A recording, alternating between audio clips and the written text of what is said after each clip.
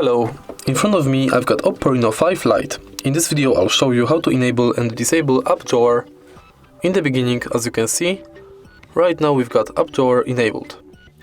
To disable it, tap and hold on free space on screen, go to More, Home Screen mode, and select between Standard mode and Drawer mode. Now let's disable app drawer, so let's select Standard mode.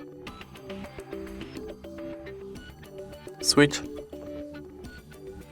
And as you can see, app drawer is now disabled. In order to enable again, tap and hold on free space on screen, go to More, Home Screen mode, and select Drawer mode. Apply, switch, and it's done. If you find this video helpful, please leave like, comment and subscribe.